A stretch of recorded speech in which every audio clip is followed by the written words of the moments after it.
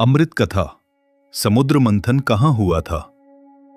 यदि स्थूल दृष्टि से देखा जाए तो शायद अरब सागर में कहीं, लेकिन ऐसा नहीं है। किसी भी घटना के सही स्थान का पता करने हेतु उस समय की भौगोलिक स्थिति का पता होना भी जरूरी है। ग्रंथों में गहरे घुसेंगे तो पता चलेगा कि बिहार, बंगाल, झारखंड, उड़ीसा आदि समुद्र मंथन के समय जलमग्न थे और उत्तर प्रदेश के पूर्वी हिस्से भी उस समय थे नहीं। समुद्र मंथन का समय भागीरथी के प्रादुर्भाव से भी बहुत पहले का है।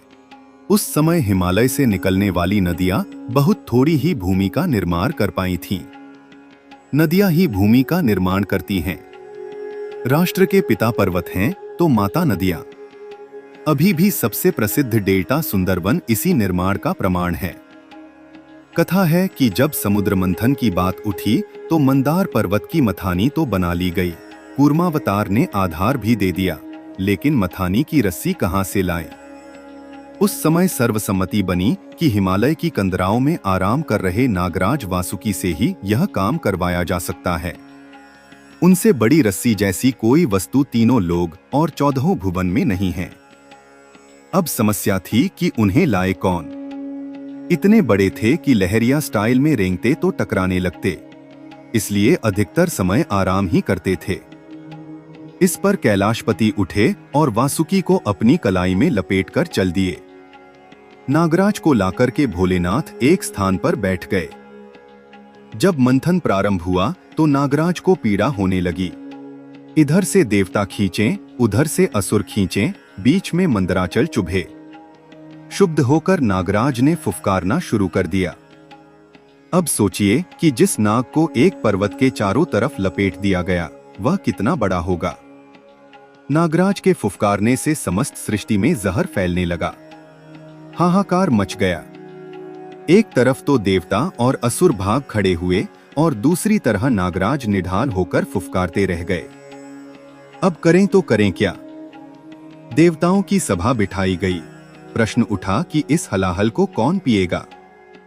विष्णु भगवान ने भोले बाबा के चरण धर लिए कि बाबा आप ही पी सकते हैं। जो भोले होते हैं उनके हिस्से ही जहर आता है।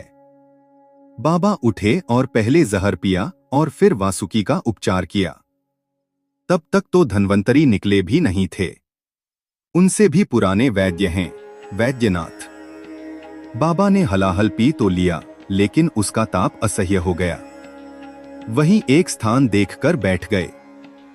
मंथन शुरू हो गया। मंथन से निकले चंद्रमा के एक टुकड़े को तोड़कर निकाला गया और उसे भगवान के सर के ठीक ऊपर स्थापित किया गया। उस टुकड़े से निरंतर शीतल जल महादेव के सर पर गिरता रहता है।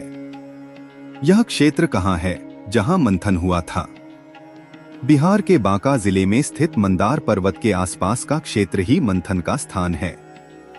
आज भी झारखंड, बंगाल, उड़ीसा और बिहार की भूमि में खनिजों का प्रचुर भंडार है। सबका केंद्र मंदार पर्वत ही है। मंदार में अब भी समुद्र मंथन से निकली निधियां छिपी हुई हैं। भोलेनाथ नागराज को पहुंचाने के बाद जिस स्थान पर बैठे थे वह स्थान है वासुकीनाथ।